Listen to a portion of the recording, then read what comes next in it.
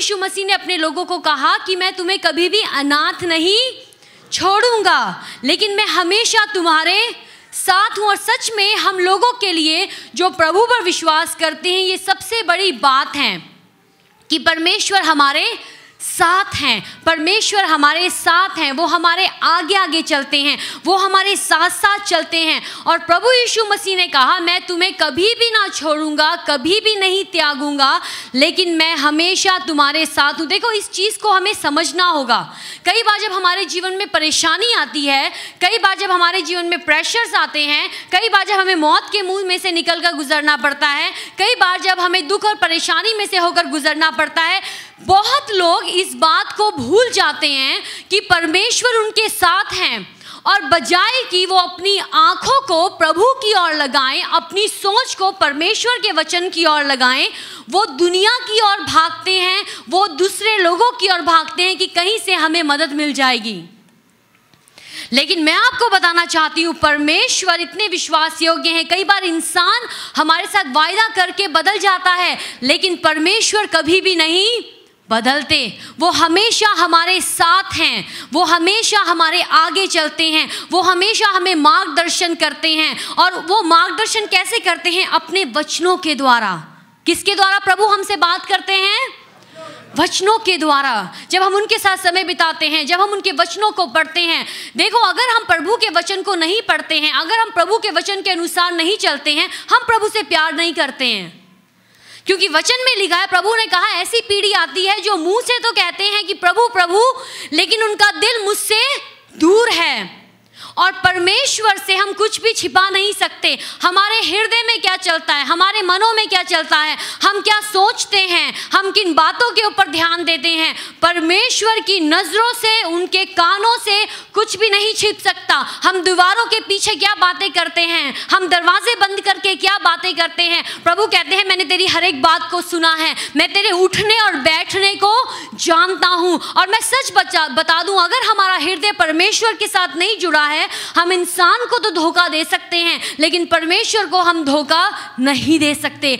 ये हमारे हृदय की बात है। प्रभु के साथ हम कई बार ऐसे कहते हैं, हाँ हम प्रभु के साथ चलते हैं, हाँ हम प्रभु पर विश्वास करते हैं, लेकिन जब हमारे जीवन में परेशानी आती है, जब हम अपने जीवन में उतार चढ़ाव देखते हैं, उस समय हम क्या करते हैं, उस समय हमारी सोच क्या है। और मैं सच बताऊं, जब हमारे जीवन में मुश्किल हालात आते हैं, हम उस समय में क्या सोचते हैं, वो हम हैं।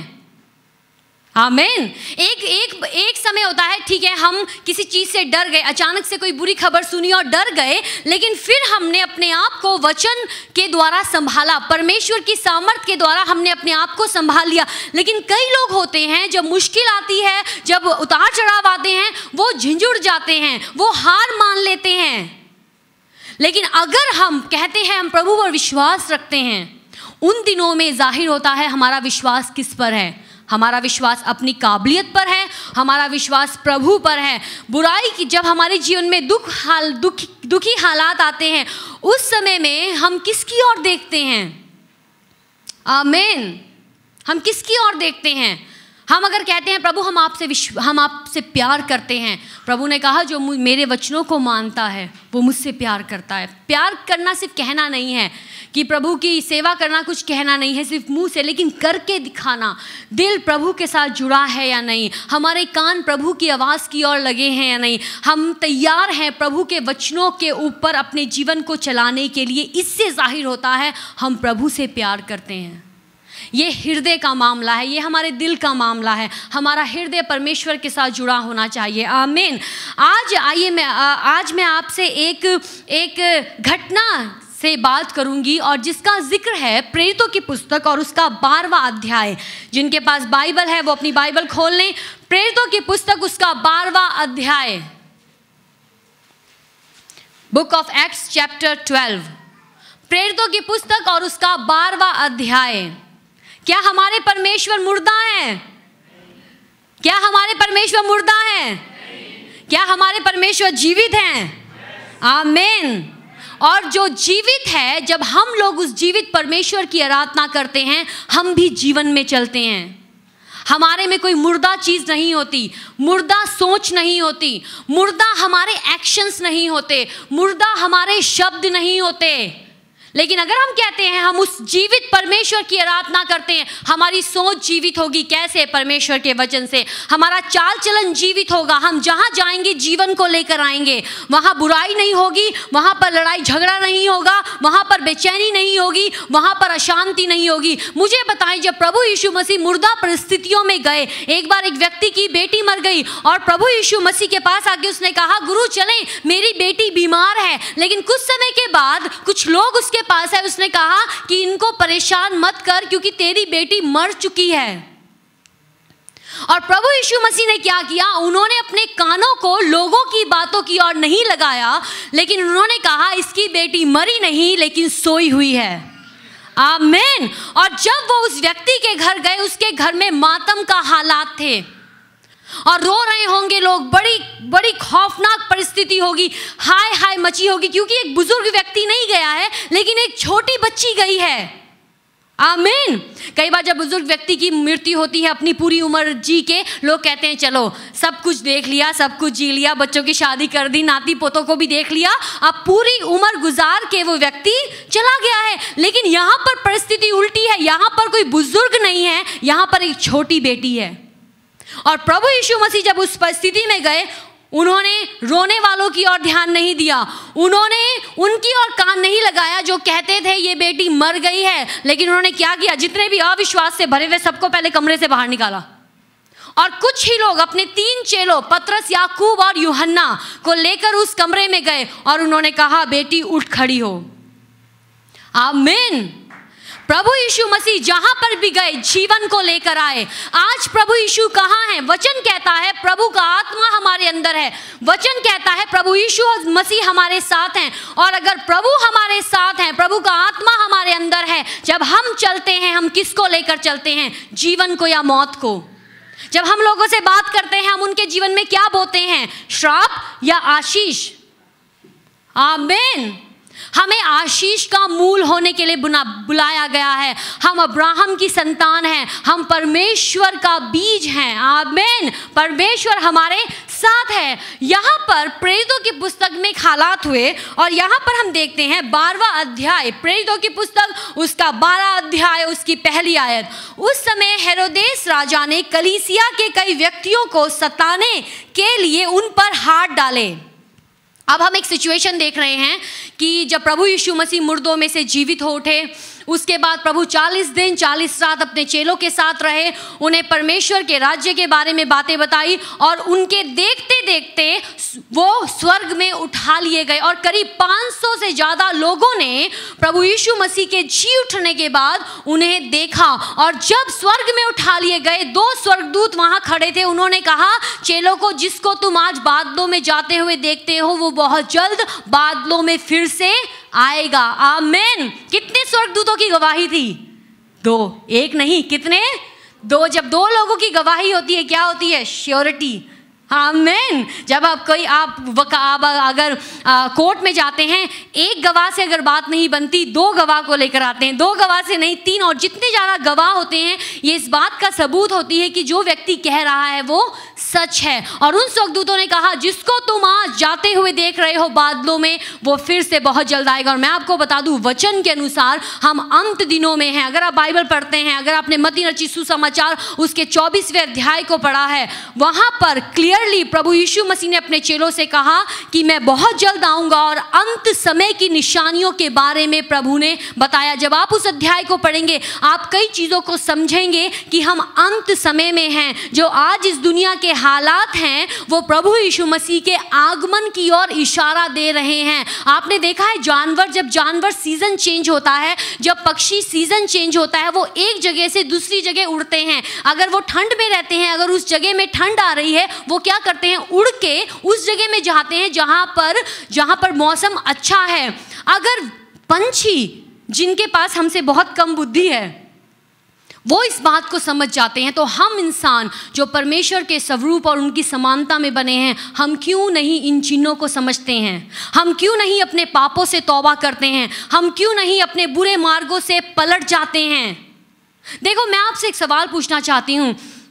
आप में से कई लोग होंगे 10 साल के, कई बच्चे होंगे, कई होंगे 15 साल के, कई 20 साल के, 30, 35, 40, 50, 70, 80, 100। आमीन। आप मुझे बताएं, जब आप पीछे मुड़ के देखते हैं अपने जीवन को, आपको क्या लगता है कि कितने लंबे समय में ये सब कुछ हुआ? या जब हम पीछे मुड़ के देखते हैं अपने सालों को, अरे इतने साल बीत भी गए क्या? सोचने के नहीं, मैं सोचती हूँ, जब मैं पीछे मुड़ के देखती हूँ मैं कहती हूँ अरे इतने साल बीत भी गए और पता ही नहीं चला हम इतनी उम्र के हो गए। आमीन। और ये जिंदगी बीत जाएगी, पता भी नहीं चलेगा कैसे बीत गई। आज अगर आप 80 साल के व्यक्ति को पूछे कैसे हुआ, एक दिन मैं अपने पिताजी से पूछा, मैंने कहा पापा आपको पता लगा आपकी जिंदगी कैसे बीती? उन्होंने कहा सच में नहीं पता, कैसे चला गया, सब कुछ चला गया, एकदम से एज खत्म होती गई। और एक समय आएगा जब हम अपने प्रभु की बाहों में होंगे। आमीन। इस दुनिया को छोड़ के अपनी आंखों को यहाँ बंद करेंगे, लेकिन अपनी आंखों को वहाँ पर, आत्मिक आंखों को वहाँ पर खोल लेंगे। एक नया जिस्म प्रभु हमें दे देंगे। आमीन। कितनी जल्दी ये सब कुछ बीत जाता है, लेकिन क्या हम कभी सोचते हैं कि हमारा एक अनंत जीवन है जो हमारे लिए इंतज़ार कर रहा है? 80 साल, 90 साल, 100 साल, इंसान इस जीवन को बेहतर बनाने के लिए बहुत कुछ करता है, लेकिन ये जीवन एकदम बीत जाता है। ऐसे ही आए थे इस दुनिया में और बिना कुछ लिए हम यहाँ से चले जाएंगे। लेकिन एक चीज़ जो हमारे साथ होगी, प्रभु का नाम, जो हमारे लिए एंट्री है स्वर्ग में। आमीन। जो हमारे लिए पासपोर्ट है स्वर्ग में एंटर करने के लिए, वीज़ा है स्वर्ग में एंटर करने के लिए, पवित्र आत्मा की जो छाप हम पर लगी है वो है हमारे लिए स्वर्ग में एंटर करने के लिए। कुछ लोगों को कई बार पूछो आप मरने के बाद कहाँ जाओगे? मैंने बहुत लोगों को पूछा है, खासकर अविश्वासियों को जो प्रभु पर विश्वास नहीं करते। मैंने उनसे पूछा आप कहाँ जाएंगे? पता नहीं, जैसा कर्म किया है वैसा हमें भुगतना पड़ेगा। लेकिन मैं आपको बता दूं, अगर आप एक ऐसे व्यक्ति है जो सोचते हैं पता नहीं हम मरने के बाद कहाँ जाएंगे, या आज भी आपको कन्फ्यूज़न है, आज भी आप दुविधा में हो और आप सोचते हो जो हमने किया है हमें उसका लेखा देना पड़ेगा, आपके लिए खुशखबरी है। अगर आप प्रभु पर विश्वास करते हैं, प्रभु ने कहा जो मुझ पर विश्वास करता है मैं उसके पापों को क्षमा कर देता हूँ, मैं उसके दोषों को उस पर से मिटा देता हूँ, मैं उस पर कुछ भी दंड नहीं लेकर आता हूँ। आमीन। अब जब हम प्रभु के सामने खड़े होंगे, परमेश्वर पिता के सामने खड़े होंगे, हमें अपने पापों का लेखा देना नहीं होगा। हाँ, एक जजमेंट होगा। जो विश्वासी हैं उनके लिए अलग न्याय है, जो अविश्वासी हैं उनके लिए अलग है, जो यहूदी हैं उनके लिए अलग न्याय है।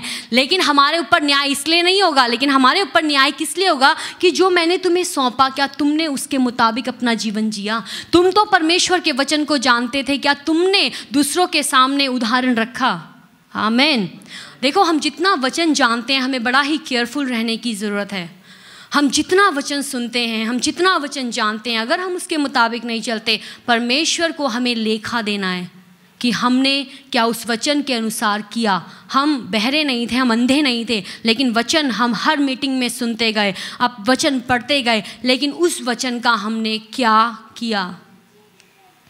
तो यहाँ पर हम देखते हैं पहली आयत में लिखा है, उस समय हेरोदेस राजा ने कलीसिया के कई व्यक्तियों को सताने के लिए उन पर हाथ डाले। बड़ी ही हार्ड सिचुएशन है। अब प्रभु यीशु मसीह स्वर्ग में उठा लिए गए हैं, उनके चेले दुबक के बैठे हुए थे, लेकिन जब पवित्र आत्मा उन पर उतरा उन्होंने सामर्थ पाया और वो प्रचार करना शुरू हो गए, प्रभु यीशु मसीह के बारे में बताना शुरू हो गए, लोगों को चंगा करना शुरू हो गए, लोगों को छुटकारा देना शुरू हो गए।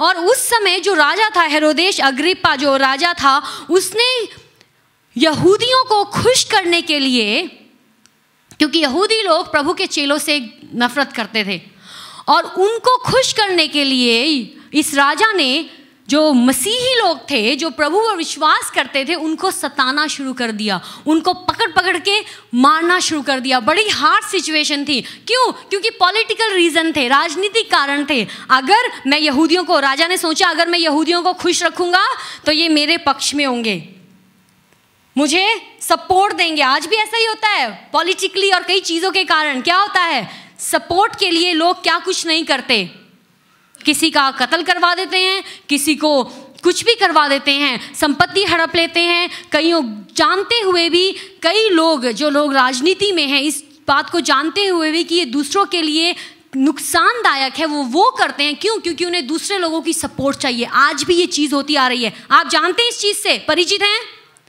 आमीन। और उस समय भी यही हुआ, इसने सताना शुरू किया। और जो सबसे पहला, कई पहले स्तिफनुस भी मारा गया इससे पहले, लेकिन जो प्रभु यीशु मसीह के 12 चेलों में जो सबसे पहला व्यक्ति मरा वो था याकूब। यूहन्ना रचित सुसमाचार, जिस यूहन्ना ने यूहन्ना रचित सुसमाचार लिखा है, ये उसका भाई था। और दूसरी आयत में लिखा है, उसने यूहन्ना के भाई याकूब को तलवार से मरवा डाला। अब इस राजा ने क्या किया, जो प्रभु के चेले थे उनमें से एक को पकड़ा और उसको तलवार से मरवा डाला। और बहुत ही डर और भय लोगों में छा गया कि जो कोई कि अब कैसे होगा, मुसीबत पे मुसीबत आ रही है, अब हम कैसे इस चीज से निकलेंगे। तीसरी आयत, तब उसने देखा कि यहूदी लोग इससे आनंदित होते हैं, तो उसने पतरस को भी पकड़ लिया। वह दिन अख़मीरी रोटी के दिन थे। अब इस राजा ने देखा कि जब मैंने यीशु के चेलों को मरवाया, जब मैंने यीशु के लोगों को मरवाया, तो यहूदी लोग बड़े खुश हुए। और पहले उसने याकूब को मरवाया, फिर उसने देखा जब खुश हैं, चलो अब इनके लीडर को, पतरस को, बड़ा बनता है, ये प्रचार करता है, 3-3 हज़ार लोग प्रभु को मान लेते हैं, इसको मैं पकड़वाता हूँ। और इसको इसने पकड़वाया और अब इसको बंदी गृह में डाल दिया गया। किसे? पतरस को। किसको बंदी गृह में डाला गया? पतरस को। चौथी आयत, उसने उसे पकड़ के बंदी गृह में डाला और 4-4 सिपाहियों के 4-4 पहरों में रखा, इस विचार से कि फसह के बाद उसे लोगों के सामने लाया। अब आप सिचुएशन देखें, अगर आप इससे पहला अध्याय पढ़ते हैं, वहाँ पर अकाल के बारे में है। प्रभु यीशु मसीह एक भविष्य वक्ता है और उसने कहा कि आने वाले समय में अकाल पड़ेगा। एक तरफ अकाल की सिचुएशन है, जब सब कुछ खाने के लिए सूख जाता है, सब कुछ खत्म हो जाता है, और दूसरी तरफ अब जो प्रभु के लोग हैं उन पर सताव आ रहा है। और ये फिजिकल सताव है, मेंटल। देखो, अगर मान लो किसी के बारे में ये पता लग जाता है, अगर आपको पता चले कि आपको कल पुलिस ने आके पकड़ लेना है, आपके ऊपर कैसा दबाव होगा? क्या आप आराम से सो पाओगे? अगर कोई व्यक्ति जिसने बड़ा क्राइम किया और उसको पता है पुलिस ने उसको आकर पकड़ना है या उस पर अब केस लगा जाएगा, क्या वो व्यक्ति आराम से रह सकता है? यहाँ पर बड़ी ही क्रिटिकल सिचुएशन थी। और यहाँ पर हम देखते हैं उसको बंदी गृह में रखा गया, पतरस को बंदी गृह में रखा गया, और करीब जो 16 सिपाही थे उसके ऊपर नजरबंदी रखी गई कि ये कहीं भाग ना जाए। फसह के दिन के बाद पतरस को लाकर लोगों के सामने, उसको भी जैसे याकूब को मारा गया, पतरस को भी मारा जाएगा और लोग और खुश होंगे। बंदी गृह में, 5वीं आयत, बंदी गृह में पतरस बंद था, परंतु कलीसिया उसके लिए लो लगाकर परमेश्वर से प्रार्थना कर रही थी। बंदी गृह में पतरस बंद था। देखो, अब एक सिचुएशन बहुत हार्ड सिचुएशन है। एक व्यक्ति जो प्रभु पर विश्वास करता है उसको पकड़ के बंदी गृह में रखा गया है, उसके ऊपर निगरानी रखी गई है, पहरा रखा गया है। और अब लेकिन दूसरी तरफ कलीसिया क्या कर रही है? चर्च क्या कर रहा है? क्या लिखा है वहां पर? अरे क्या लिखा है वहां पर? प्रार्थना चल रही है। कौन कर रहा है प्रार्थना? कौन कर रहा है प्रार्थना? सब कहें कलीसिया। कौन कर रहा है प्रार्थना? सिचुएशन बड़ी हार्ड है, लेकिन कलीसिया प्रार्थना कर रही है। आपकी लाइफ में भी हो सकता है कई बार सिचुएशन ऐसी हो, परिस्थिति ऐसी हो, आपको लगता है अरे हमारा कुछ नहीं बनेगा, हमारे लिए बड़ा इम्पॉसिबल है इस चीज़ में से निकलना। लेकिन एक बात याद रखें, जब कलीसिया प्रार्थना करती है और जब आप लोग प्रार्थना करते हैं, परमेश्वर उत्तर को भेजते हैं। आमीन। कलीसिया लो लगा के प्रार्थना कर रही थी, ऐसे नहीं कि ढिलाई में प्रार्थना कर रही थी, लेकिन एक बोझ के साथ प्रार्थना कर रही थी। जब हम प्रार्थना करते हैं, प्रभु काम करते हैं। प्रभु यीशु ने कहा, मांगो तो तुम्हें दिया जाएगा। जब हम मुंह खोल के मांगते हैं, उनकी प्रार्थना किसके लिए थी? किसके लिए प्रार्थना कर रही थी कलीसिया? पतरस के लिए। बड़े डेफिनेट थे, उनको पता था हमें किसके लिए प्रार्थना करनी है। और वो लगातार एक मन होकर, एक आत्मा में होकर, यूनाइटेड होकर, बिना रुके पतरस के लिए प्रार्थना कर रहे थे। और उन्होंने जब प्रार्थना करी, उसका उत्तर परमेश्वर ने भेजा। आमीन। चाहे आप कोई भी हालात में क्यों ना हो। कई बार मैं कई लोगों से मिलती हूँ और जब उनके ऊपर मुसीबत आ जाती है या कोई ऐसी सिचुएशन जो बहुत दर्दनाक है, बहुत कम लोग मुझे दिखते हैं जो बड़े शांति में हों। लेकिन हड़बड़ा जाते हैं, कई चीज़ों के लिए परेशान जाते हैं। हाँ ठीक है, कई बार हमें कई चीज़ें परेशान करती हैं, लेकिन अगर हमारा विश्वास परमेश्वर पर है, हम प्रार्थना करेंगे बजाय कि हम सोचे अरे मेरा मन बड़ा उदास है। क्यों उदास है? वचन कहता है परमेश्वर का आनंद हमारा सामर्थ है। क्यों मन उदास है? क्योंकि विश्वास प्रभु पर नहीं है। अभी भी आंखें अपने ऊपर लगी हैं, अभी भी आंखें लोगों पर लगी हैं। एक बात मैं आपको बताऊं, अगर आप परमेश्वर के साथ चलते हैं और प्रभु के साथ आपका एक करीबी रिश्ता है, प्रभु के साथ समय बिताते हैं, आपके जीवन में कैसे भी हालात क्यों ना हो, लेकिन परमेश्वर का आनंद आपके हृदय और मनों में बना रहेगा। आमीन। पौलुस कहता है प्रभु में सदा आनंदित रहो। मैं फिर से कहता हूं प्रभु में सदा आनंदित रहो। अरे पौलुस के जीवन में क्या क्या नहीं आया, जब मैं उसके बारे में पढ़ती हूँ उसकी पत्रियों में, उसके जीवन में क्या क्या नहीं आया। बंदी गृह में अगला बंदा बैठा हुआ है जेल में, कई बार मरते मरते डूबते डूबते बचा। जिस शिप में गए थे वो शिप भी डूब गया। कई बार कोड़े खाए, कई बार गरीबी में से निकला, कई बार बदनामी में से निकला। यहाँ तक कि जो कलीसियाएं थी वो भी कई बार उसके खिलाफ बोलती थी। कई बार लोगों की थू थू से सहनी पड़ी, कई बार लोगों ने उसे धिक्कारा, लेकिन वो क्या कहता है, इन चीज़ों में भी हम लोग कमज़ोर नहीं होते। आमीन। लेकिन इन चीज़ों में भी हमने आनंदित रहना सीख लिया है। आपके ऊपर कौन सा दर्द है? क्या पौलुस से बड़ा है? पौलुस को तो मारते मारते कई बार बेचारे को एक बार मारने लगे, बड़ी मुश्किल से उसको ऊपर दीवार में से लटका के बाहर निकाला गया एक टोकरी में। मौत उसके ऊपर थी हमेशा। क्यों? प्रभु के साथ चलता था, प्रभु के वचन को बताता था। मुझे नहीं लगता हम में से किसी की भी सिचुएशन उससे ज़्यादा खराब होगी, लेकिन फिर भी कई बार हम सोचते हैं प्रभु क्या ऐसा कोई भी बात नहीं है, हमारे जीवन में आनंद क्यों नहीं, शांति क्यों नहीं? क्यों? क्योंकि आप डिसाइड नहीं कर रहे हैं उस आनंद और शांति में चलने के लिए। ये डिसीजन है। पौलुस कहता है हम चूज करते हैं इन समय में भी आनंदित रहना। सर्दी में, गर्मी में, भूख में, जब कोई ज़रूरत पूरी नहीं हो रही है, जब बहुत आयत है तब भी, जब कमी है तब भी हम संतुष्ट हैं, क्योंकि प्रभु का आनंद हमारा बल है। बंदी गृह में पतरस बंद था, 5वीं आयत, परंतु कलीसिया उसके लिए लौ लगाकर परमेश्वर से प्रार्थना कर रही थी। जब हेरोदेस उसे लोगों के सामने लाने को था, उसी रात पतरस जो जंजीरों से बंधा हुआ 2 सिपाहियों के बीच में सो रहा था। अब आप सिचुएशन देख रहे हैं, पतरस कहां पर है? मैं चाहती हूं आप मुझे जवाब दें, पतरस कहां पर है? पहले तो वो जेल में है। वचन क्या कहता है? वो जंजीरों में बंधा है। और कहां सो रहा है? कहां सो रहा है? 2 सिपाहियों के बीच में। पतरस क्या कर रहा है?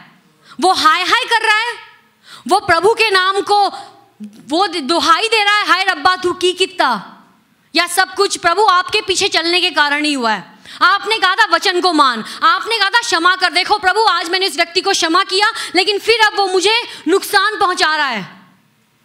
क्या पतरस ने ये कहा? लेकिन पतरस ने क्या किया? वो सो रहा है। और पतरस सोने में बड़ा माहिर था। आप कहेंगे कैसे? जब प्रभु यीशु मसीह का रूपांतरण हुआ, अगर हम इसके बारे में पढ़ते हैं, प्रभु यीशु मसीह का जब रूपांतरण हुआ, लूका रचित सुसमाचार उसके 9वें अध्याय और उसकी 32 आयत में, जब प्रभु यीशु मसीह इन तीनों चेलों को अपने साथ लेकर गए और वहां पर उनका रूप बदल गया, वहां पर उनका रूप ज्योति समान हो गया, और मूसा और एलाइजा उनके पास आकर उनके यरूशलेम जाकर क्रूस पर जाने की बातें करने लगे, तो जब प्रभु यीशु मसीह सब कुछ होके नीचे आए, उन्होंने देखा ये जो चेले थे इनकी आंखें नींद से भरी हुई हैं। कुछ लोगों को नींद बहुत आती है, बहुत नींद आती है। और कई बार आपने देखा होगा कुछ लोगों को जब सब कुछ ठीक होता है नींद आती है, लेकिन जब कुछ गड़बड़ हो जाए नींद नहीं आती है। बेशक वो बहुत ज़्यादा सोने वाले व्यक्ति होंगे, लेकिन जैसे कोई परेशानी आई नींदें उड़ जाती है। लोगों से सुना है, अरे भैया हमारी तो रात की नींद उड़ गई है, हमारी तो इतनी परेशानी है, नींद नहीं आ रही है। पतरस जब प्रभु यीशु मसीह का रूपांतरण हुआ, प्रभु यीशु मसीह ने आकर देखा, अरे ये तो सोए हुए हैं। इतना बड़ा उनके सामने दैवीय प्रकाशन हुआ है, प्रभु यीशु मसीह का चेहरा उज्जवल हो गया है। एलाइजा और मूसा आके बात कर रहे हैं, अभी भी उनकी आंखों में नींद है, अभी भी उनकी आंखों में नींद है। और फिर उसके बाद एक बार जब प्रभु यीशु मसीह गतसमनी के बाग में गए और वहां पर प्रभु यीशु मसीह के क्रूस पर जाने से पहले वो प्रार्थना कर रहे हैं, और 3 बार चेलों के पास आए और जितनी बार भी आए इनको सोते हुए पाया, सो रहे हैं। क्योंकि जब प्रभु यीशु मसीह आए इनकी आंखों में झपकी थी। बाइबल में लिखा है इनकी आंखों में नींद भरी थी। कई बार आपने देखा हो जब कई लोगों को उठाओ उठो तो बेशक वो उठ गए हैं लेकिन अभी भी नींद की झपकी आ रही है ना, नींद बहुत आती है। कई लोग गाड़ी में बैठते ही अभी 5 मिनट नहीं हुए सफर, एकदम से दूसरे के ऊपर गिरना शुरू हो जाते हैं, नींद आ गई है। ये भी ऐसे ही था, नींद बहुत आती थी पतरस को। अगर हम देखते हैं यहाँ पर वचनों में, वहां पे भी सोया, फिर दोबारा सोया, और यहाँ पर भी हम देख रहे हैं 2 कैदियों के बीच में वो आराम से सो रहा है।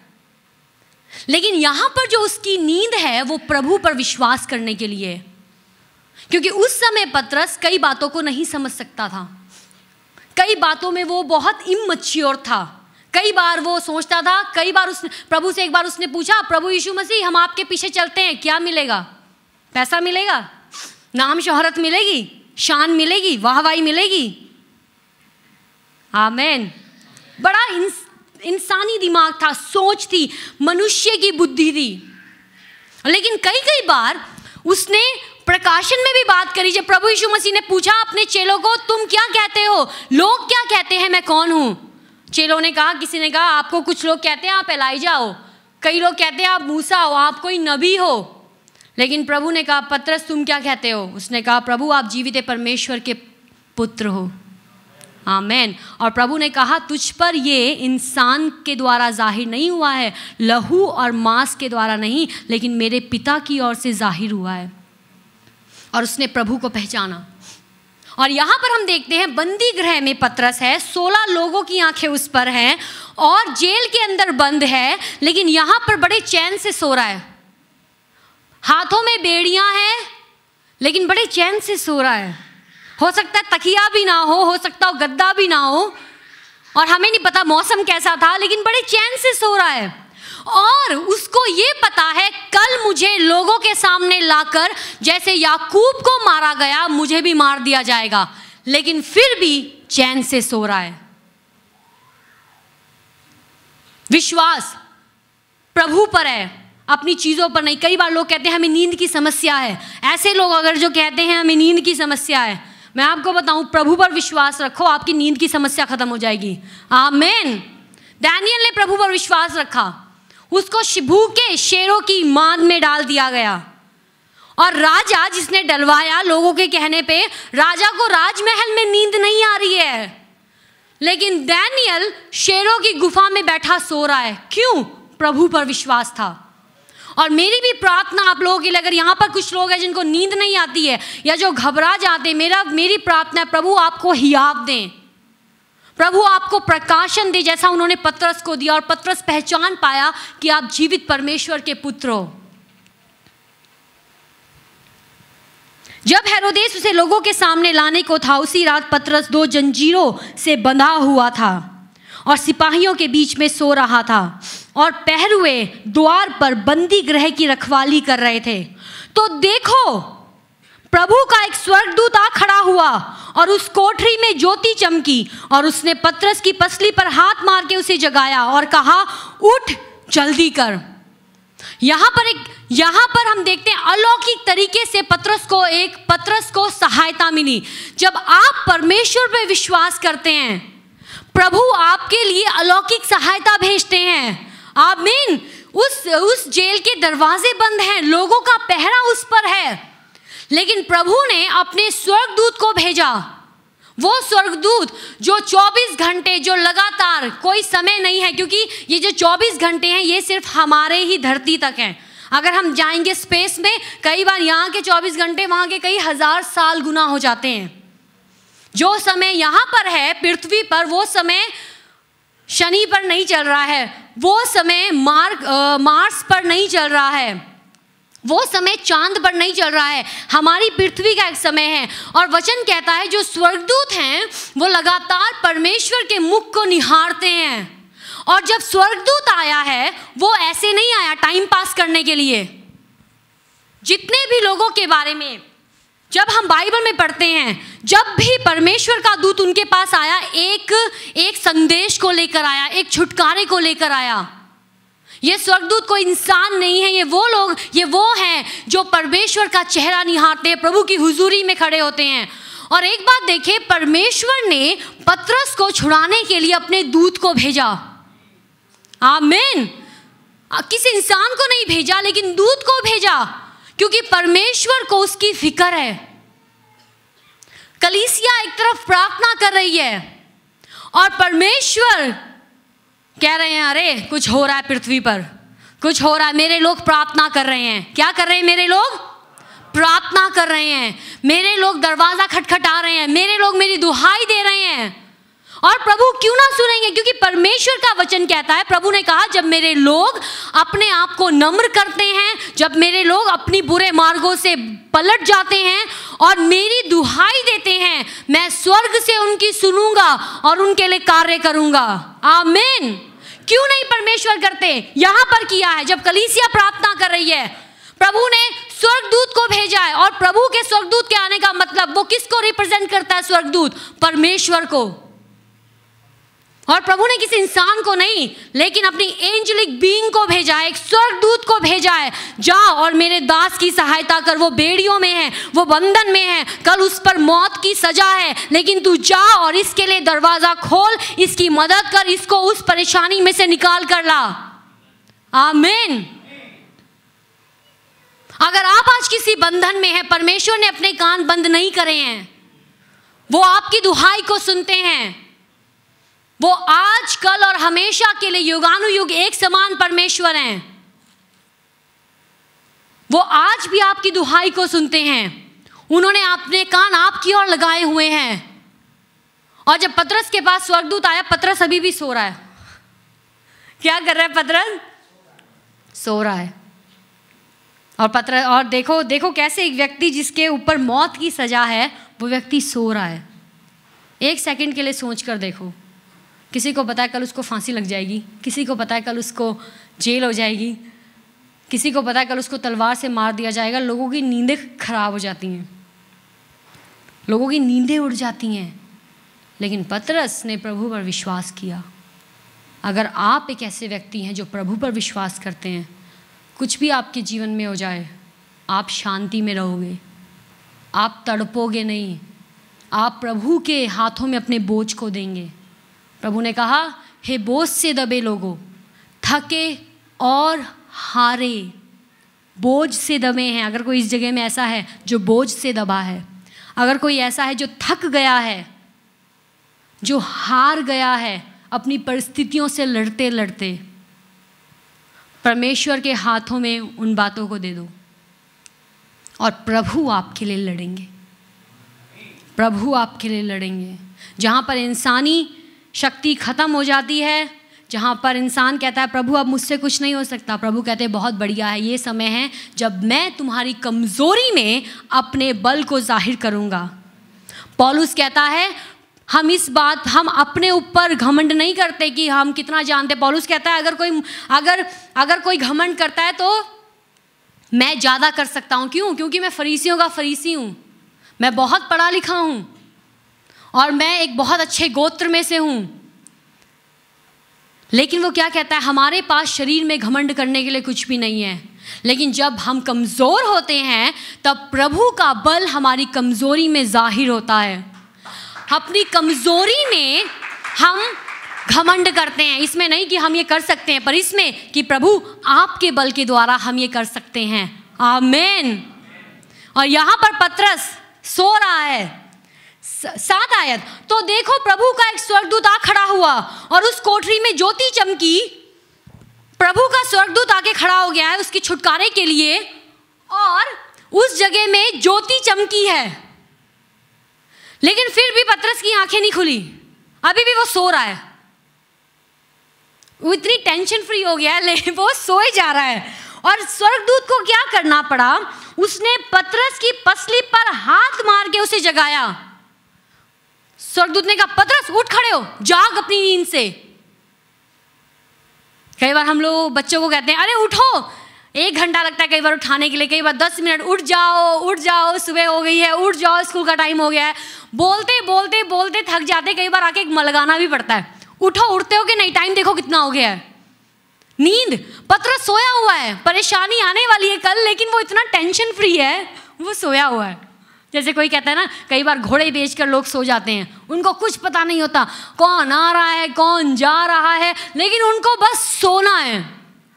पतरस यहाँ पे सो रहा है, और देखो प्रभु का एक स्वर्गदूत आ खड़ा हुआ और उस कोठरी में ज्योति चमकी, और उसने पतरस की पसली पर हाथ मार के उसे जगाया और कहा, उठ जल्दी कर। स्वर्गदूत आया, उस जगह में ज्योति चमकी और उसने कहा, उठ जल्दी कर, उठ जल्दी कर। शब्द बोला गया, और पतरस ने क्या किया? पतरस वहां पे लेटा नहीं रहा, या उसने ये नहीं सोचा कि अरे ये क्या हो रहा है, और उसके हाथों से जंजीरें खुलकर गिर पड़ी। अब जब स्वर्गदूत आया उस जगह में, प्रभु का स्वर्गदूत जो उनको रिप्रेजेंट करता है, वहां पर पतरस पहले बेड़ियों में था, लेकिन जैसे ही उसने कहा उठ खड़े हो, क्या हुआ? जो जंजीरें थी उसकी टूट गई, आजादी हो गई, उसके जीवन में बंधन टूट गए। जब प्रभु का वचन हम सुनते हैं और उसको रिसीव करते हैं, हमारे जीवन में बदलाव आता है। अगर हम सिर्फ सुनते हैं और उसको अपने दिल में कबूल नहीं कर रहे हैं, हम उस पर विश्वास नहीं कर रहे हैं, आज़ादी नहीं है, छुटकारा नहीं है, सिर्फ हम सुनने वाले बन जाएंगे। प्रभु ने कहा, वचन को केवल सुनने वाले मत बनो, लेकिन उस पर चलने वाले बनो। लेकिन जब पतरस ने इस वचन को सुना, उस समय क्या हुआ? स्वर्गदूत ने बोला और उसकी जंजीरें टूट गई। प्रभु ने अपने वचन को भेजा, जंजीरें टूट गई। परमेश्वर का वचन कभी भी बदलता नहीं है। प्रभु अपने वचन को भेजते हैं। जब प्रार्थना की जाती है, क्या किया जाता है? वचन बोला जाता है। उस व्यक्ति के लिए वचन बोला जाता है, उसके जीवन के ऊपर शब्द की घोषणा की जाती है, और क्या होता है? उस व्यक्ति के जीवन में बदलाव आता है। क्योंकि शब्द कौन है? शब्द यीशु मसीह है, जो परमेश्वर के साथ था और जिसने शरीर को पहन लिया और हमारे बीच में रहा। वो शब्द है जिसके द्वारा सब कुछ बनाया गया। जब वो शब्द को हम रिसीव करते हैं, और जब हम शब्द को रिसीव करते हैं, परमेश्वर के वचन को रिसीव करते हैं, वो ऐसा है, हम प्रभु को रिसीव करते हैं, हम प्रभु को अपने जीवन में पहला स्थान देते हैं। अगर आप परमेश्वर के वचन को पढ़ते हैं, उसको रिसीव नहीं करते, सुनते हैं, उसको रिसीव नहीं करते, और ना ही परमेश्वर के वचन को घर में जाकर पढ़ते हैं, आप प्रभु को आदर नहीं दे सकते, क्योंकि प्रभु हमारे साथ वचनों के द्वारा बात करते हैं। आमीन। और जब उस स्वर्गदूत ने शब्द बोला, उसकी जंजीरें टूट गई। और आगे क्या हुआ? तब स्वर्गदूत ने उससे कहा, कमर बांध और अपने जूते पहन ले। और उसने वैसा ही किया। फिर उसने उससे कहा, अपना वस्त्र पहनकर मेरे पीछे हो ले। जब परमेश्वर हमारे जीवन में वचन भेजते हैं, वो वचन हमारे जीवन में छुटकारे को लेकर आता है।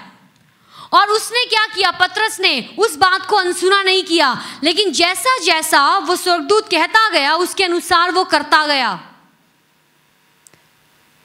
और स्वर्गदूत किसकी हुजूरी में से आया था? स्वर्गदूत कहां से आया था? स्वर्ग में से, प्रभु की हुजूरी में से। और उसने वही मैसेज दिया जो परमेश्वर ने कहा, या उसने अपनी मर्जी से कहा। कई बार इंसान अपनी मर्जी से कई चीज़ों को करता है, लेकिन स्वर्गदूत परमेश्वर की आज्ञाओं को मानते हैं। आमीन। सिर्फ एक ने बलवा किया था और वो आज तक उसका खामियाजा भुगत रहा है। आमीन। और जैसा उसने सुना, परमेश्वर ने जैसी आज्ञा दी, स्वर्गदूत का काम था उस मैसेज को पहुंचाना।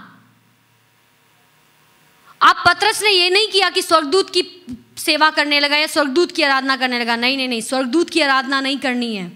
मैं इसलिए नहीं आपको बता रही कि हम सोचे कि अरे स्वर्गदूत महान है, उसकी आराधना करो। नहीं, बाइबल में लिखा है, वो तो हमारे लिए, जो प्रभु के लोग हैं, उनके द्वारा सेवा टहल करने के लिए मिनिस्ट्रिंग स्पिरिट्स हैं। आमीन। परमेश्वर ने स्वर्गदूतों को रखा है ताकि अपने लोगों की मदद करें। आमीन। स्वर्गदूतों की आराधना नहीं करनी, परमेश्वर की आराधना करनी है। स्वर्गदूत हमारी सेवा टहल के लिए। किसकी सेवा टहल के लिए? हमारी सेवा टहल के लिए हैं। भजन संहिता 91 और उसकी 11 आयत में क्या लिखा है कि वो अपने स्वर्गदूतों को तुम्हारे निमित्त आज्ञा देगा और वो तुम्हें हाथों हाथ उठा लेंगे ताकि तुम्हारे पैरों में पत्थर से ठोकर ना लगे। आमीन। किसको परमेश्वर आज्ञा देते हैं हमारे लिए? स्वर्गदूतों को। सब कहें स्वर्गदूतों को। वो हमारी सेवा के लिए बनाए गए हैं। हमें उनकी आराधना नहीं करनी, हमें उनकी सेवा नहीं करनी, लेकिन हमें परमेश्वर की आराधना और परमेश्वर की सेवा करनी है। केवल स्वर्गदूत कुछ ऐसी बीइंग्स हैं जो हमारी सेवा टहल के लिए बनाए गए हैं। और वो परमेश्वर से एक मैसेज लेकर आया पतरस के लिए। जब आप अपने मुश्किल हालातों में हो, आपको लगता है सब कुछ दरवाजे बंद हो गए हैं, कोई इंसान मदद नहीं कर सकता। कई बार ऐसे हालात आते हैं हमें लगता है अरे ये तो इंसान के बस में भी नहीं है। मैं आपको बता दूं परमेश्वर के बस में है। आमीन। चाहे दीवारें हैं, चाहे सलाखें हैं, चाहे बेड़ियां हैं, चाहे जंजीरें हैं, परमेश्वर आपकी प्रार्थनाओं को सुनते हैं और वो आपके लिए मदद को भेजते हैं स्वर्ग से। आमीन। कहां से भेजते हैं? स्वर्ग से। और जैसा मैसेज वो स्वर्गदूत लाया उसके अनुसार पतरस ने किया। और आगे क्या होता है? वह निकलकर उसके पीछे हो लिया। पतरस अब क्या कर रहा है? स्वर्गदूत के पीछे पीछे जा रहा है, लेकिन अभी भी वो नींद में है। उसे नहीं समझ आ रहा ये हो क्या रहा है, कि मैं कहीं सपना तो नहीं देख रहा हूं, कहीं ये कुछ ऐसे दर्शन तो नहीं है जो मुझे हुआ है। वह निकलकर उसके पीछे हो लिया, परंतु यह ना जानता था कि जो कुछ स्वर्गदूत कर रहा है वह सच है। उसको बिलीव नहीं होता, अरे ये तो इम्पॉसिबल है, ये क्या हो रहा है? मैं तो जेल में बंद था, 16 सिपाही मेरे ऊपर निगरानी रखे हुए थे, मैं तो बेड़ियों में था, ये कैसे सब कुछ टूट गया? उसको अभी भी विश्वास नहीं हो रहा है, वरन यह समझा कि मैं दर्शन देख रहा हूं। अभी भी पतरस क्या सोच रहा है? मैं सो रहा हूं और मैं सोते सोते दर्शन देख रहा हूं, मैं सपना देख रहा हूं। आमीन। मैं सपना देख रहा हूं। कई लोग बहुत दर्शन देखते हैं, मतलब कई बार लोग ख्याली पुलाव बड़े बनाते हैं, लेकिन उसके लिए कुछ करते नहीं हैं ना। एक दिन ऐसा होगा, एक दिन वैसा होगा, लेकिन ठीक है उस दिन वैसा होगा, लेकिन आज आप क्या कर रहे हो? आज आप क्या? एक दिन प्रभु मुझे बहुत इस्तेमाल करेंगे, देख लेना, एक दिन प्रभु मुझे बहुत इस्तेमाल करेंगे। अरे प्रभु इस्तेमाल करेंगे, लेकिन आज क्या कर रहे हो? आज आराम से उठ रहे हैं, कोई प्रार्थना नहीं कर रहे हैं, संगति नहीं करते हैं। जो जब आता है टीवी चैनल, जैसी आँख खुलती है पहले टीवी चैनल ऑन हो जाता है, बजाय कि प्रभु क्या कह रहे हैं पहले सुनना है कि दुनिया क्या कह रही है। आमीन। लाइफ कोई डिसिप्लिन नहीं है, कोई प्रभु के साथ समय नहीं है, लेकिन प्रभु हमें इस्तेमाल करेंगे। अरे प्रभु इस्तेमाल करना चाहते हैं, लेकिन हमारी लाइफ भी थोड़ा सही कर लें हम। आमीन। प्रभु की दया अपरंपार है, प्रभु रहमत करने वाले हैं हमारे ऊपर, लेकिन हमारे ऊपर भी कुछ चीज़ें हैं। हम कैसे? प्रभु ज़बरदस्ती आके नहीं कहेंगे पढ़ो बाइबल, सर पे मार के, जैसे कई बार माँ बाप मारे, पढ़ता है कि नहीं पढ़ता? मुझे पढ़ तो रहा हूँ, दिमाग कहीं और है, दिमाग गुड्डियों में है या दिमाग इधर उधर की चीज़ों में है, छत में वो गुड्डी गई और ये गया और वो गया, कौन आ रहा है कौन जा रहा है, मम्मी क्या बना रही है, ये कई। लेकिन माँ बाप क्या करते हैं? पढ़ो। पढ़ते हो कि नहीं पढ़ते हो? परमेश्वर हमसे कभी ऐसा नहीं करेंगे। पढ़ते हो कि नहीं पढ़ते बाइबल? पढ़े कि नहीं 5 चैप्टर? प्रभु कहेंगे जीवन। जीवन क्या है इसमें? परमेश्वर के वचन में जीवन है। आप चाहे मानो ना मानो, आप चाहे एक कान से सुन के दूसरे कान से निकाल दो, लेकिन पर्सनली मैंने अपनी लाइफ में इस चीज़ को एक्सपीरियंस किया है। प्रभु के वचन में जीवन है। आमीन। और जब वचन पढ़ते हैं ना हम, वो मज़ा आता है। फिर ऐसे लगता है अरे हमसे प्रभु बात कर रहे हैं। अरे ये दुनिया कई नेगेटिव बातें बोल के जाती है, अरे इस दुनिया के रवैये बड़े ही निराशा वाले हैं, अरे इनकी बातें बड़ी ही निराशा वाली है, लेकिन प्रभु जब आपका वचन हम पढ़ते हैं, हमारी तरक्की होती है, हम बल पाते हैं। आमीन। आप लोगों में से एक्सपीरियंस करते हैं ये चीज़? जब मन बड़ा उदास हो, जब किसी ने कुछ कहा हो और आपको गुस्सा आ गया हो, जब आपको किसी की बात अच्छी नहीं लगी हो, आप क्या करते हो? जाके लड़ाई करते हो या अंदर ही अंदर कुड़ते रहते हो? कैसे हिम्मत हो गई मेरे बारे में ऐसा कहने के लिए? कौन होते हैं ये? है ही कौन? मैं दिखाता हूं मैं कौन हूं, मैं दिखाती हूं मैं कौन हूं। क्या करना है उस समय में? कुड़कुड़ाना है? कुड़कुड़ाओगे और ज़्यादा बदतर हो जाओगे। मैं आपको बता दूं, लिख लो चाहे आप। जब आपके साथ कोई बुरा करता है और आप कुड़कुड़ा रहे हो और आप उसको गुस्सा कर रहे हो, उसके ऊपर दोष लगा रहे हो, आपकी हालत पहले से और बदतर हो जाएगी। ना परमेश्वर की बातों में मन लगेगा, ना प्रभु के वचनों में मन लगेगा, ना आराधना में मन लगेगा, ना प्रार्थना में मन लगेगा। 24 घंटे आप उस व्यक्ति के बारे में सोच रहे हो, अब वही व्यक्ति आपके लिए परमेश्वर बन गया है। 24 घंटे आप जिस चीज के लिए 24 घंटे सोचते हो वो आपका परमेश्वर बन जाता है। कुछ लोग पैसे के लिए 24 घंटे सोचते हैं, वो उनका परमेश्वर है।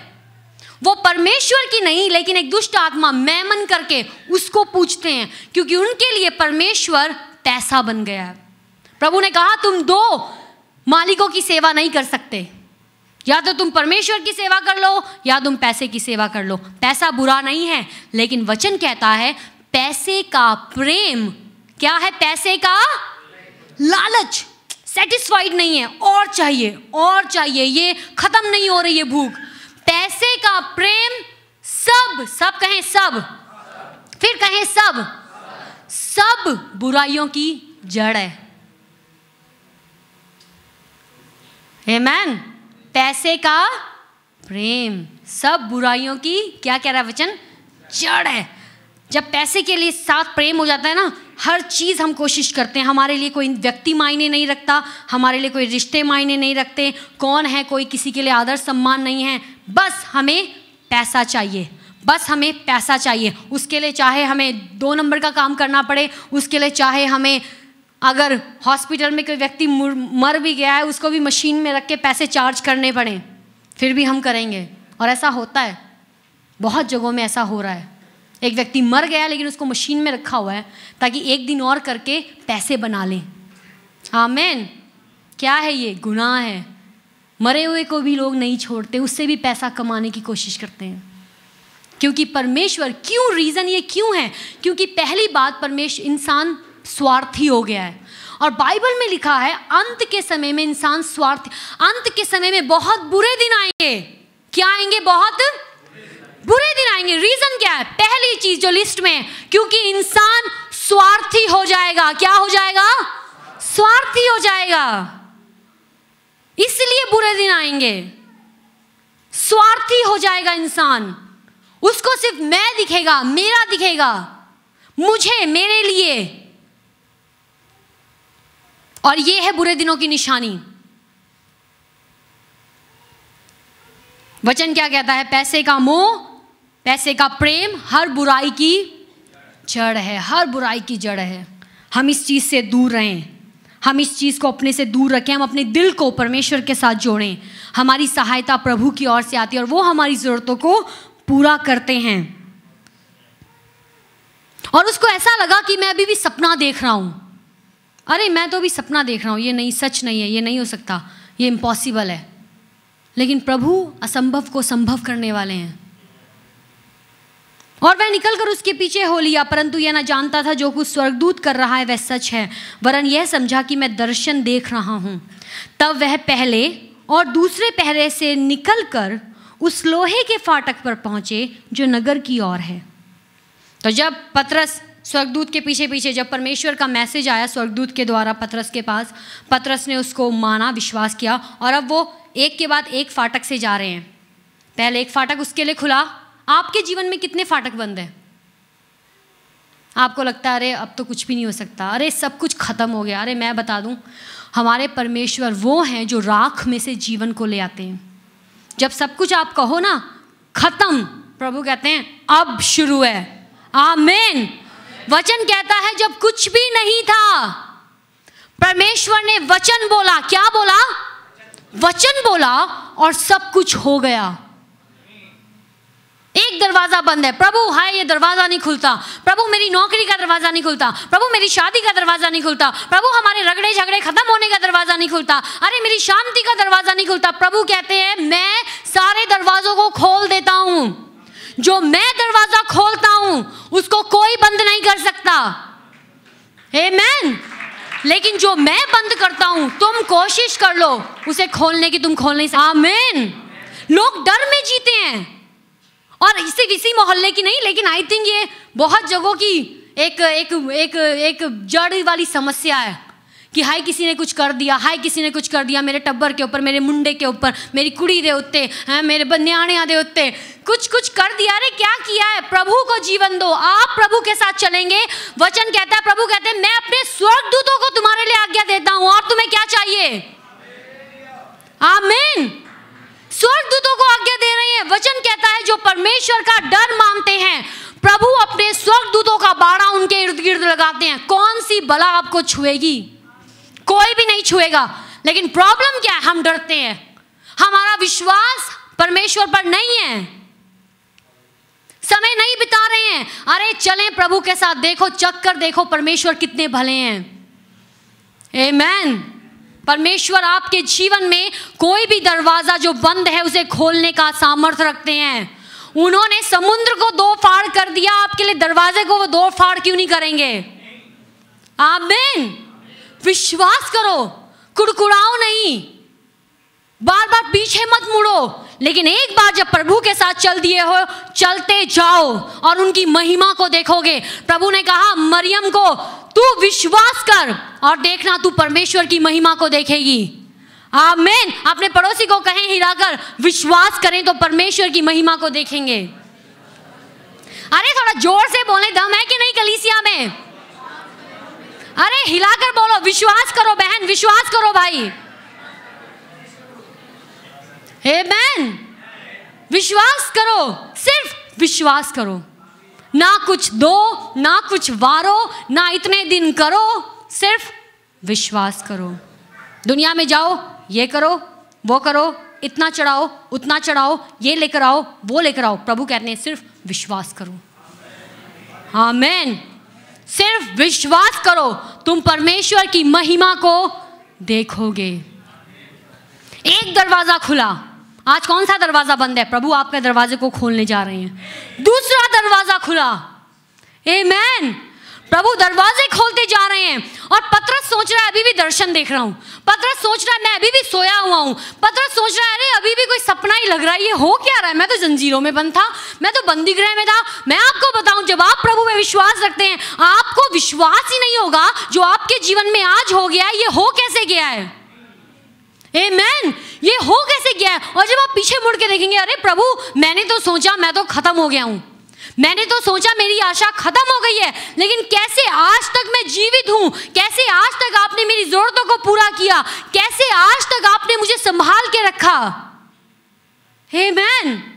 एक दरवाजा खुलता है उसके लिए, और आगे लिखा है तब वे पहले और दूसरे पहरे से निकलकर उस लोहे के फाटक पर पहुंचे जो नगर की ओर था। वह उनके लिए आप से आप खुल गया। नगर का जो किवाड़ था, जो दरवाजा नगर की ओर जाता था, वो भी उनके लिए खुल गया। अलौकिक चमत्कार, हमारे परमेश्वर अलौकिक चमत्कार करने वाले हैं। वो कोई इंसान नहीं है, वो हाथों से बनाई कोई चीज नहीं है, वो कोई मूर्त नहीं है। वो है जो कहता है स्वर्ग मेरा सिंहासन है। अब आप विश्वास करो ना करो, ये आपके ऊपर है। अगर आप कहते हो हमारा परमेश्वर छोटा सा है, वो आपके लिए छोटा सा ही होगा। अगर आप कहते हो मेरा परमेश्वर को मैंने नुक्कड़ में लगाया हुआ घर की, वो आपके लिए वही होगा। वो ना आपके साथ कहीं जाएगा, वो ना आपके साथ कहीं आएगा। लेकिन जब आप कहते हो मेरा परमेश्वर महान है, स्वर्गदूत उनके सामने उनका मुख निहारते हैं, जो लोग हैं उनके सामने सजदा करते हैं, सारा आकाश जितने तारे अरबों खरबों महिमा का बखान करते हैं। आमीन। वो महान है, वो महान है। उसके साथ समय बिताएं, वो आपके ऊपर अपने महानता को जाहिर करेंगे। अरे समय बिताओ प्रभु के साथ, कहो प्रभु मुझे आप मुझे बताएं। और मैं आपसे पहले एक बात कर रही थी कि क्यों आज इस दुनिया में ऐसा है कि व्यक्ति के मरने के बाद भी उसको इस्तेमाल किया जाता है पैसा बनाने के लिए। रीज़न क्या है? बाइबल में लिखा है, आई थिंक रोमियो की बुक में, कि जो लोग इनके कॉन्शियस डेड हो गए हैं, इनका जो विवेक है वो मुर्दा हो गया है। मुर्दा विवेक है, कुछ नहीं समझ आ रहा है। नफरत करनी है, विवेक मुर्दा है, करते जाओ। किसी को दिखाना है कि तुमने हमारे साथ ये किया, हम तुम्हारे साथ ये करेंगे, हम करेंगे। क्यों? क्योंकि विवेक मुर्दा है। परमेश्वर की बातों को नहीं समझते हैं, बुद्धि अंधी हो गई है, अंधकार छा गया है। ये रीज़न है आज इंसान कत्ल पे कत्ल करता है, बुराई पे बुराई करता है, पाप पे पाप करता है, गलत नाजायज रिश्तों में चलता है, हर झूठ चुगली हर चीज़ से उसका दिल नहीं टूटता। रीज़न क्या है? उसका जो विवेक है वो मुर्दा हो गया है और वो अब परमेश्वर की बातों को भी नहीं समझता है। लेकिन जब हम परमेश्वर पर विश्वास करते हैं और परमेश्वर का जीवन पाते हैं, वो जो मुर्दा विवेक है वो जीवित हो जाता है। किसके लिए? परमेश्वर की बातों के लिए। पहले हमारे लिए परमेश्वर छोटा सा था और हाथों से बनाई कोई चीज थी, लेकिन आज हमारे लिए परमेश्वर महान है और वो रूह है, वो हाथों से बनाई चीज नहीं है। बाइबल में लिखा है परमेश्वर आत्मा है और जो उसकी आराधना करते हैं आत्मा और सच्चाई से करें। आमीन। आत्मा है, आत्मा को किसी ने नहीं देखा है, आत्मा के हड्डी मांस नहीं होता, वो आत्मा है, वो हर जगह मौजूद है, वो सर्वशक्तिमान है। आमीन। और जब परमेश्वर का वो रूह हमारे जीवन में काम करता है, हम जीवित हो जाते हैं, हम मुर्दा चीज़ों से जीवित हो जाते हैं, हम मरते नहीं हैं, हम मुर्दा नहीं रहते हैं। अब अगर किसी के साथ कुछ बुरा हो रहा है, कोई पाप की बात हो रही है या आके कोई हमारे कान में किसी के लिए चुगली कर रहा है या कोई बुराई कर रहा है, हम उसको सुनेंगे नहीं। हम क्या कहेंगे? अरे नहीं, आओ इसके लिए प्रार्थना करें, क्योंकि ये चीज़ें बुरी हैं, ये ऐसा नहीं है, ऐसा नहीं होना चाहिए। हम प्रभु के लोग हैं, हम में मुर्दा कुछ नहीं होना चाहिए। हाँ, एक बात होती है जब हम किसी के लिए, किसी की बेहतरी के लिए करते हैं कि उस व्यक्ति से बात करो कि वो व्यक्ति ऐसे करे, वो चुगली नहीं है। लेकिन चुगली होती है, आप समझ सकते हैं क्या होती है? बैक बाइटिंग, किसी को नीचा करने के लिए उसकी गलत अफवाह या बुराई उसकी लोगों को बता देना, और उन लोगों को जो उसके बारे में कुछ कर नहीं सकते। आमीन। हम ऐसा ना करें, लेकिन हम जो कुछ करते हैं दूसरे की भलाई के लिए और दूसरे की बड़ाई के लिए करें, ताकि हर कोई प्रोत्साहित हो। और तब वह पहले और दूसरे पहरे से निकलकर उस लोहे के फाटक पर पहुंचे जो नगर की ओर है। वह उनके लिए आप से आप खुल गया और वह निकलकर एक ही गली होकर गए और तुरंत ही स्वर्गदूत उसे छोड़कर चला गया। तब पतरस ने सचेत होकर कहा, अब मैंने सच जान लिया है कि प्रभु ने अपना स्वर्गदूत भेजकर मुझे हेरोदेश के हाथ से छुड़ा लिया और यहूदियों की सारी आशा तोड़ दी। आमीन। आप देख रहे हो, जो काम पतरस खुद नहीं कर सकता था, परमेश्वर ने अपने स्वर्गदूत को भेजकर उसके लिए, क्योंकि इसके लिए बड़ा इम्पॉसिबल था इतने सारे पहरे में से निकलना, एक गेट, दो गेट, तीसरा बड़ा फाटक उसको खोल के जाना है। लेकिन परमेश्वर ने अपने स्वर्गदूत को भेजा और उसकी मदद करी। परमेश्वर ने अपने वचन को भेजा और उसकी मदद करी और कुछ भी, और उसको उस बंधन में से छुड़ा लिया, उसको उस मुसीबत में से छुड़ा लिया, उसको उस मौत के मुंह में से छुड़ा लिया। अगर आज आपके जीवन में ऐसे कोई हालात हैं, प्रभु पर विश्वास रखें और प्रभु तैयार है आपकी मदद करने के लिए। वो हमेशा आपके लिए प्रेजेंट है, लेकिन क्या आप अवेलेबल हैं? क्या हम प्रभु को पुकारते हैं? क्या हमारा विश्वास परमेश्वर पर है? किस पर है हमारा विश्वास? और वो आज़ाद हो गया और उसने जाकर फिर से परमेश्वर का काम करना शुरू किया। मैं आपको बता दूं, अगर आपके हालात कैसे भी क्यों ना हो, परमेश्वर आपके हालातों में जिंदगी लेके आने वाले हैं। आमीन। आइए हम अपने स्थानों में खड़े हो जाएं।